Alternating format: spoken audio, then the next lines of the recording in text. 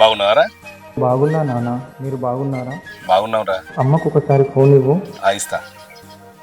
గోదావరి, గోదావరి,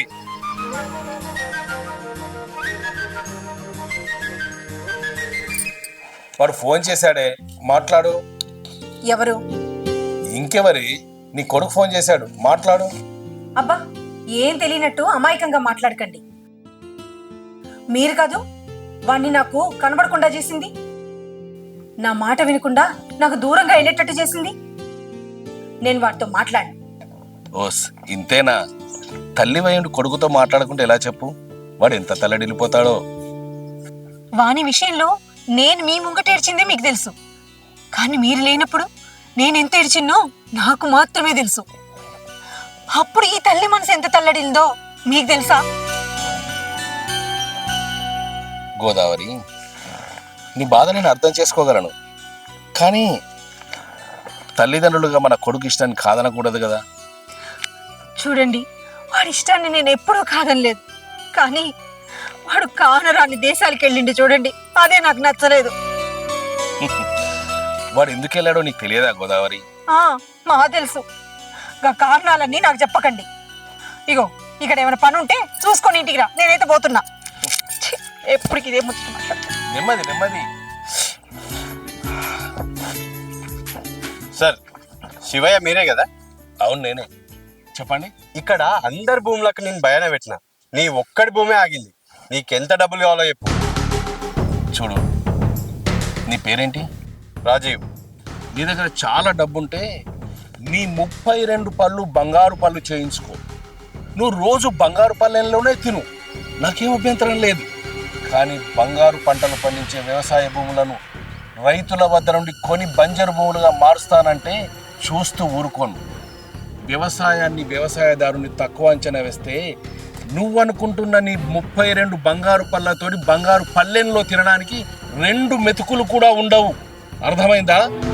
అప్పుడు నువ్వు, నీ కుటుంబం ఆకలి చావు చావాల్సి వస్తుంది. ఒక్క విషయం చెప్తున్నాను, మళ్ళొక్కసారి ఇటువైపు నువ్వు కనిపిస్తే నాగలి కర్రు ఎలా ఉంటుందో తెలుసా? దుక్కిని ఎలా చీల్స్తుందో తెలుసా? అది నీ గుండెల్లో దిగబడుతోంది. అర్థమైందనుకుంటా. వెళ్ళు. నీ భూమి ఎట్లా దక్కించుకోవాలో నాకు బాగా తెలుసు.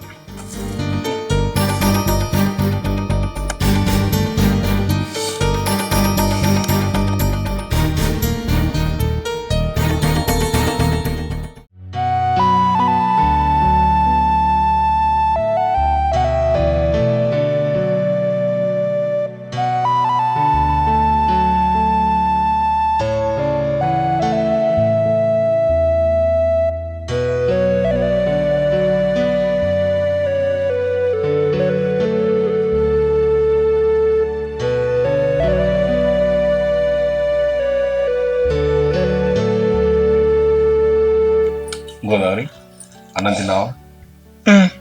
నేను తిన్నా. మీరు కూడా తింటా అంటే పెడతా.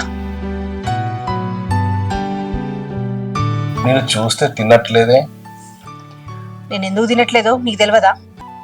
నా మనసు బాలే, నేను తినట్లే. వాడి మీద కోపంతో నువ్వు కడుపు మార్చుకుంటే ఎలా చెప్పు?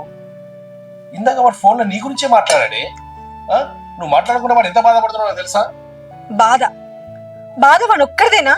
నాది కాదా? వాడు బాధపడుతున్నా చెప్తున్నారే, మరి నేనెంత బాధపడుతున్నానో వాడికి చెప్పిరా? అది కాదే, వాడు ఎందుకు వెళ్ళాడో నీకు తెలుసు కదా. ఇగో, ఆ నోబుల్ గిబుల్ గురించి నాకు చెప్పకరి, నాకు తెలియదు.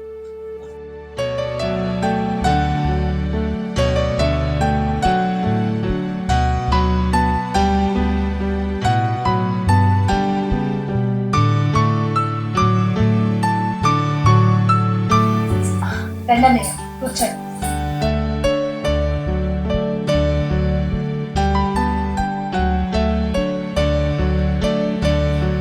ఏరా, నాకు చెప్పకుండా వచ్చాంది? నీకు చెప్పలేదు కానీ చెల్లె రమ్మంటేనే వచ్చింది. నాకు చెప్పకుండా వీణెందుకు రమ్మనవే? మీరు నా బాధ ఎట్లాగో పట్టించుకోవట్లేదు కదా, అందుకే కనీసం అన్నకన్నా చెప్పుకుంటే వాడిని ఒకసారైనా రమ్మంటాడని అన్నతో చెప్పుకున్నా. అందుకే రమ్మని చెప్పిన అన్నని. పిచ్చిదానా, వాడు నీ కోసమో నా కోసమో పోలేదే, ఈ దేశం కోసం పోయిండు. అవన్నీ నాకు తెలియదు అన్నయ్య. వాడికి మీరు చెప్తారో లేకపోతే ఆయనతోనే చెప్పిస్తారో నాకు తెలియదు, కానీ వాడు మాత్రం నా దగ్గరికి రావాలి అంతే. ఒరే చెల్లె బాధను కూడా అర్థం చేసుకోరా. నువ్వు కూడా ఒకసారి రమ్మని చెప్పు. నువ్వు చెప్తే తప్పకుండా వస్తాడు. ఒరే నేను దీనికి చాలాసార్లు చెప్పాను, ఇప్పుడు నేను నీకు కూడా చెప్తున్నాను విను. మనం పిల్లల్ని కన్నాం కానీ వాడి తలరాతనం కాదురా. వాడు అనుకున్న నోబెల్ బహుమతి సాధించేదాకా ఇక్కడికి రాడురా. ఒరే నీ మాటల్లో న్యాయం ఉన్నది, చెల్లె బాధలో అర్థం ఉన్నది. చెల్లెమ్మ నువ్వే కొంచెం అర్థం చేసుకో. వాడు అనుకున్న సాధించుకొని త్వరగా రావాలని ఆ దేవుని మొక్కుకో.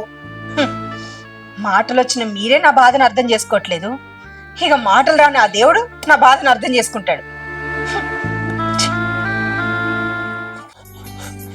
అత్తమ్మా, అత్తమ్మా, అత్తమ్మా. ఏంద్రా రాజేష్ ఇటొచ్చినావు? ఏం లేదత్తమ్మా, నీకు విషయం చెప్పాలి. ఏంద్రా అది? మన సాత్విక్ గారి ఫ్రెండ్ నరేష్ గారు లేడా? వాడు ఇక్కడెక్కడ ఉన్నాడు రా? జాబ్ చేస్తున్నాడు కదా అమెరికాలో. జాబ్ చేస్తుండే కరెక్టే గాని ఆడ తెల్లతోలు పిల్లని ప్రేమించి పెళ్లి చేసుకున్నాడట. మనోడు కూడా అట్లా వేయగల. వాడిని తొందరగా పిలిపించి మీ అన్న బిడ్డనిచ్చి పెళ్లి చేయరు.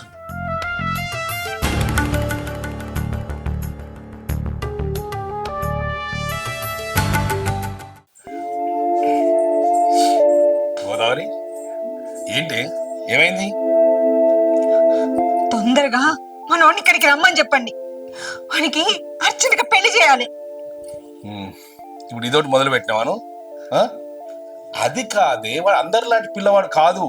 వాడు ఆ నోబెల్ బహుమతి సాధించేంత వరకు వాడు రాడు. నోబెల్ నోబెల్ నోబెల్ నోబెల్ అదేమన్నా మన అయ్య చుట్టమా అవ్వ చుట్టమా? ఎవరు? పెద్దమ్మ ఒకసారి నేను చెప్పేది విను. ఏంటి ఏంటి నువ్వు చెప్పేది? పెద్దమ్మ, నోబెల్ అనేది ఆల్ఫ్రెడ్ నోబెల్ శాస్త్రవేత్త పేరు మీద ఇస్తారు. ఇతను 1833 అక్టోబర్ 21న స్వీడన్లో జన్మించాడు. ఇతను తన జీవిత కాలంలో ఎన్నో ప్రయోగాలు చేశాడు. పాలిసైడ్ అనే ఎక్స్ప్లోజివ్ వెపన్ ని కనిపెట్టాడు. దీని తర్వాత కాలంలో మిలిటరీలో వాడేవారు దాన్ని. అంతేకాదు రబ్బరు, లెదర్ చాలా వాటి మీద ఎక్స్పెరిమెంట్స్ చేసిండు. ఎన్నో మూలకాలను ప్రపంచానికి పరిచయం చేసిండు. ప్రపంచవ్యాప్తంగా ఇతని పేరు మీద 335 పేటెంట్ రైట్స్ ఉన్నాయి. ఇతను కనిపెట్టిన దానిలో డైనమైట్స్ చాలా ముఖ్యమైనది. దాన్ని ఎక్కువగా మైన్స్ లో వాడతారు. కానీ అతను చాలా బాధపడ్డాడు. ఎందుకంటే ఆ ఎక్స్ప్లోజర్ని 2వ ప్రపంచ యుద్ధంలో మనుషులను చంపే వెపన్ గా వాడారు. ఆ తర్వాత నోబెల్ ఒక వీలునామా రాశాడు. అందులో ఏముందంటే తను సంపాదించిన దాంట్లో 94% ప్రతి సంవత్సరం ఫిజిక్స్, కెమిస్ట్రీ, మెడిసిన్, లిటరేచర్ రంగంలో ఎవరైతే మానవాళికి ఉపయోగపడే అద్భుతాలు సృష్టిస్తారో అలాంటి వాళ్ళకే నా పేరు మీద నోబెల్ బహుమతి ఇవ్వాలని వీలునామా రాశాడు. ఇతను 1896 డిసెంబర్ 10న మరణించాడు. తను రాసిన వీలునామాని 1897లో మొదలు పెట్టారు. ఇలా అతని పేరు మీద ప్రతి సంవత్సరం అవార్డులు ఇస్తున్నారు పెద్దమ్మ. సాత్విక్ గారు నాకు ఎప్పుడూ ఒక మాట చెప్పేది పెద్దమ్మ. C V Raman, Mother Teresa, Rabindranath Tagore వీళ్ళ సరసన చేరాలనేవాడు. ఏదో ఒక రోజు వాని కోరిక నెరవేరాలని కోరుకుందాం పెద్దమ్మ. నువ్వెన్నన్నా చెప్పే మౌనిక, వాడు నా దగ్గర ఉండడమే నాకు పెద్ద బహుమతి. నా దగ్గర లేనప్పుడు వాడికి ఎన్ని బహుమతులు వస్తే నాకెందుకు? గోదావరి, నీ తల్లి ప్రేమ ముందు మేము ఎంత చెప్పినా నీకు అర్థం కావట్లేదు. వాడి విషయం నీకు అర్థమయ్యే సమయం వచ్చినప్పుడే అర్థమవుతుంది. అబ్బబ్బబ్బబ్బా! గోదావరి నీకు అర్థం కాదు, గోదావరి నీకు అర్థం కాదు, గోదావరి నీకు అర్థం కాదు. ఎప్పుడు చూడు ఇదే మాట. నా కళ్ళల్లోంచి పొంగే ఆ గోదావరి నీకెప్పుడు అర్థమవుతుంది? ఎప్పటికీ అర్థం కాదు. పెద్దమ్మకు అర్థం కాక కాదు, వాడి మీద ఉన్న ప్రేమ పెద్దమ్మను అట్లా మాట్లాడిస్తుంది. నువ్వేమనకు పెద్దమ్మను. నేను పోయేస్తా. అలాగే పెద్దనాన్న, పెద్దనాన్న, పెద్దమ్మ, పెద్దమ్మ. ఏమైంది? వాడికి నోబెల్ ప్రైజ్ వచ్చింది పెద్దమ్మ. పెద్దనాన్న, పెద్దనాన్న, పెద్దనాన్న, వాడు అనుకుంది సాధించాడు పెద్దనాన్న. వాడికి నోబెల్ ప్రైజ్ వచ్చింది. అలాగా? వార్తా పేపర్లలో చూడు వాని గురించి ఎంత గొప్పగా రాసిరో. ఎంత శుభవార్త చెప్పావమ్మా. చాలా చాలా థ్యాంక్ యూ. చూసావా నీ కొడుకు ఫోటో పడింది పేపర్ లో. నీ కొడుకు ఫోటో పడింది. వాడికి నోబెల్ బహుమతి. ప్రపంచంలో ఉన్న క్యాన్సర్ పేషెంట్స్ అందరికి మందు కనిపెట్టాడే, మందు కనిపెట్టాడు. ఆ? చూడు చూడు. ఆ? నిజంగా నిజంగా ఈరోజు వాడి కళ ఫలించింది. నాకు చాలా సంతోషంగా ఉంది మౌనిక. ఆ? ఇదే గోదావరి, నీ కొడుకు ప్రపంచంలో ఉన్న క్యాన్సర్ పేషెంట్లందరికీ విముక్తి కలిగించిండే, అందరికి మెడిసిన్ తయారు చేశాడు. చూడు చూడు, పేపర్లో వాడి ఫోటో వచ్చింది. ఫోటో వచ్చింది. ప్రపంచ నాయకులందరూ, లీడర్లందరూ ఎందరో వాడికి అభినందనలు చెప్తున్నారే. ఒక్కసారి చూడే, పేపర్లో మెయిన్ ఎడిషన్ లో నీ కొడుకు ఫోటో పడిందే.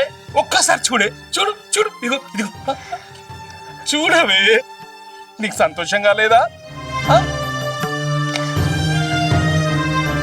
ఏమండి, ఒక్కసారి వాడికి ఫోన్ చేయండి, వాడితో మాట్లాడాలనుంది. నిజంగానా? వాడి మీద కోపం పోయిందా? ఇప్పుడే ఇప్పుడే ఇప్పుడే మాట్లాడే, ఇప్పుడే మాట్లాడు వాడి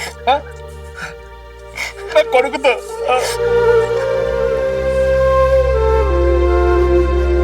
నానా సాత్విక్, కంగ్రాట్స్ రా. థ్యాంక్ యూ నాన్న. ఇప్పుడే పేపర్లో చూసాం.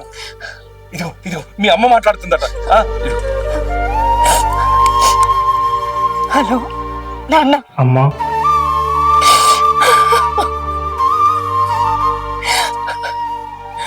ఈ భూమి మీద నా పేరు మాసిపోయేలోపు నువ్వు వస్తావో రావో అనుకున్నా, కానీ ఈ భూమి మీద మా పేరు నిలబెట్టాలని నువ్వు ఇన్ని రోజులు రాలేదని నేను తెలుసుకోలేకపోయినరా, తెలుసుకోలేకపోయినా.